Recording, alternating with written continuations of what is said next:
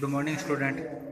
देखो, इसके बाद में अगला नया टॉपिक आता है मांग का नियम, है ना। और मांग का नियम वही है जो अपन सामान्य पढ़ते आ रहे हैं कि यदि किसी वस्तु की अन्य बातें या अन्य गुण समान रहने पर उसकी कीमत बढ़ने पर उसकी मांग क्या हो जाती है, कम हो जाती है।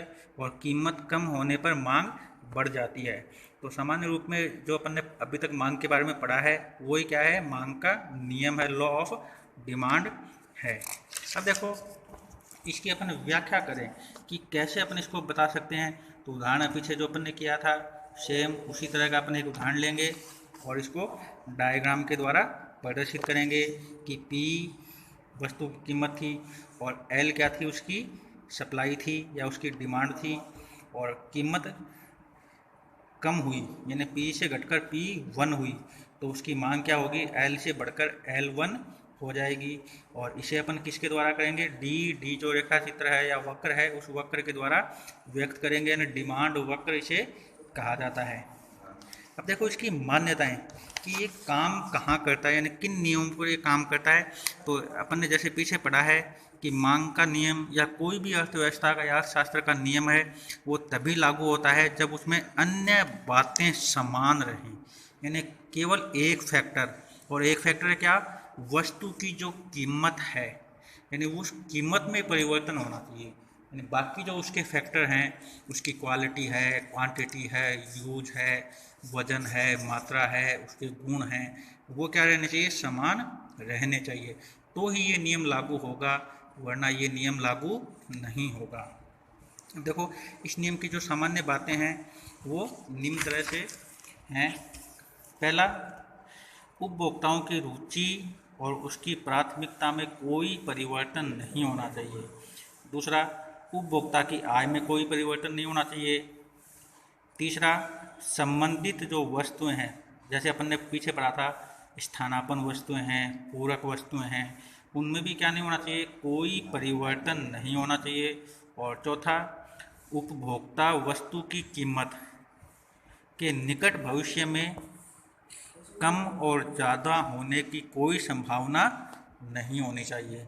यानी ये भी नहीं होना चाहिए कि हाँ आने वाले समय में वस्तु की कीमत क्या है, कम हो जाएगी तो अपन अभी उसका स्टॉक ना करें, या कीमत बढ़ेगी तो अपन उसका भी स्टॉक कर लें। तो ये कुछ बातें हैं जो ये व्यक्त करती हैं कि मांग का नियम है वो किस तरह से काम करता है। अब है अगला टॉपिक कि जब वस्तु की कीमत गिरती है यानी कम होती है तो किसी एक वस्तु को ज़्यादा क्यों खरीदा जाता है। या अपने से पूछ सकते हैं कि मांग वक्र है वो ऋणात्मक क्यों होता है, उसका ढाल ऊपर से नीचे की ओर क्यों होता है। ये इसमें अपने को बताना है कि जो मांग वक्र है उसका ढाल ऊपर से नीचे की ओर क्यों होता है। या दूसरे शब्दों में अपन कह सकते हैं कि जब कोई वस्तु की कीमत कम होती है तो उसे ज़्यादा क्यों खरीदा जाता है। देखो, जो मांग वक्र होता है वो ऊपर से नीचे के और ढलानदार रूप में बनाया जाता है, जो इस बात को व्यक्त करता है कि यदि वस्तु की कीमत में कमी होती है तो निश्चित रूप से उसकी मांग बढ़ती है। इसीलिए क्या होता है, ऊपर से नीचे की ओर ढलानदार बनता है कि मांग है वो अपन नीचे की ओर लिखेंगे तो नीचे इसकी मांग बढ़ेगी और कीमत क्या होगी, कम होती जाएगी। तो मांग वक्र ऊपर से नीचे की ओर ढलानदार बनता है। और ये ढलानदार बनता क्यों है, इसके कुछ कारण अपन यहाँ पे अध्ययन करेंगे। पहला कारण है ह्रासमान सीमांत उपयोगिता का नियम, है ना। कि ह्रासमान सीमांत उपयोगिता अपन ने पीछे पढ़ी है कि जैसे जैसे अपन वस्तु की अधिक इकाइयों का उपयोग करते हैं तो हर अगली इकाई के उपयोग से मिलने वाली उपयोगिता क्या होती है, कम होती है। और जब उपयोगिता कम होगी तो हम उसकी कीमत भी क्या करेंगे, पहली से कम चुकाएंगे, है ना। और कम कीमत चुकाएंगे तो वस्तु की क्या होगी, मात्रा अधिक होगी, है ना, कि ज़्यादा मात्रा खरीदी जाएगी। और ज़्यादा मात्रा खरीदी जाएगी तो अपना जो मांग वक्र है वो ढलानदार होगा। कि जैसे मान लो अपन ने किसी वस्तु का उपयोग किया और उस वस्तु के उपयोग के बाद अपन उसका दोबारा उपयोग कम मात्रा में करेंगे, कम करेंगे तो बाज़ार में उसका स्टॉक बढ़ेगा यानी कम बिकेगी। और कम बिकेगी तो कीमत उसकी क्या करनी पड़ेगी, कम। और कम कीमत करते ही उसकी मांग वापस क्या हो जाएगी, ज़्यादा हो जाएगी। दूसरा, आय का प्रभाव, है ना। कि किसी भी वस्तु की कीमत में परिवर्तन होने के फलस्वरूप खरीदार यानी ग्राहक की जो वास्तविक आय में परिवर्तन होता है उस वस्तु या उस आय के परिवर्तन की मात्रा में होने वाली परिवर्तन को क्या कहा जाता है? आय का प्रभाव कहा जाता है। जैसे मान लो एक उपभोक्ता है, वो पहले वस्तु की एक इकाई के लिए 10 रुपये खर्च करता था और कीमत कम होने के बाद वो उसी वस्तु को खरीदने के लिए 8 रुपये या 9 रुपये करता है, तो उसकी जो बचत हो रही है उस बचत को क्या कहा जाता है? उस वस्तु पर आय का प्रभाव बताते हैं। कि जब मान लो उसकी बचत हो रही है तो वो क्या करेगा? ज़्यादा मात्रा में वस्तुओं का क्रय करेगा कीमत कम होने के कारण, क्योंकि उसकी आय क्या प्रति इकाई बढ़ती जाएगी ना। कि एक इकाई पे उसको 1 रुपया बच रहा है तो वो एक साथ 10 इकाई खरीदेगा तो 10 रुपये बचेंगे। तो कीमत कम होने पर उसकी आय बढ़ती है और उस बढ़ी हुई आय को क्या कहा जाता है? आय का प्रभाव कहा जाता है। तीसरा है प्रतिस्थापन प्रभाव। कि प्रतिस्थापन प्रभाव से आशय है कि जब वस्तु की स्थानापन उसकी दूसरी सस्ती वस्तु से अपन करें तो उस वस्तु को क्या किया जाता है? किसी दूसरी वस्तु से प्रतिस्थापित कर दिया जाता है। कि जैसे मान लो चाय की कीमत में वृद्धि हो रही है तो अपन उसको रिप्लेस करेंगे कॉफ़ी से, क्योंकि उसकी कीमत अपन के पास क्या है? कम है। तो ये जो कमी का प्रभाव है कि एक वस्तु से अपन दूसरी वस्तु पर जा रहे हैं, उसे क्या कहा जाता है? प्रतिस्थापन प्रभाव कहा जाता है। चौथा है उपभोक्ता समूह का आकार। कि जब किसी वस्तु की कीमत कम हो जाती है तो कोई दूसरे उपभोक्ता जो पहले उस वस्तु को नहीं खरीदते हैं वो भी क्या करने लग जाते हैं? खरीदने लग जाते हैं। जैसे मान लो चाय की कीमत 300 रुपये से बढ़कर या 300 रुपये से घटकर 200 रुपये हो गई और कॉफ़ी का मूल्य 300 रुपये का ही है, तो जो उपभोक्ता पहले कॉफ़ी का उपयोग करते थे वो अब चाय का उपयोग करने लग जाएंगे, क्योंकि वहाँ पे आय का प्रभाव अपना फर्क डालेगा। क्योंकि उनको अब उस जो वस्तु का स्थानापन किया है उस स्थानापन के बदले एक बार में 100 रुपये की उसको बचत हो रही है। तो इस बचत के लिए वो क्या करेंगे? पहले उस वस्तु को नहीं खरीदते थे और अब उस वस्तु का उपयोग करने लग जाते हैं। पांचवा है विभिन्न उपयोग। कि जब मान लो एक ही वस्तु के एक से ज़्यादा उपयोग अपने पास संभव हों तो हम क्या करते हैं? कीमत कम होने पर उस वस्तु का ज़्यादा क्रय करते हैं। जैसे दूध, चीनी, फल, ये इसमें आते हैं। कि मान लो चीनी है उसके अपन क्या करते हैं? एक से ज़्यादा उपयोग ले सकते हैं, जैसे मिठाइयाँ बना सकते हैं और शरबत, नींबू पानी आदि में इसको काम में लेते हैं। तो अपने को पता है कि जब कीमत कम है तो अपन उस वस्तु को खरीद के उसके एक से ज़्यादा उपयोगों को संभव बनाते हैं। उसके बाद में है इसके अपवाद। कि मांग के नियम के अपवाद क्या हैं?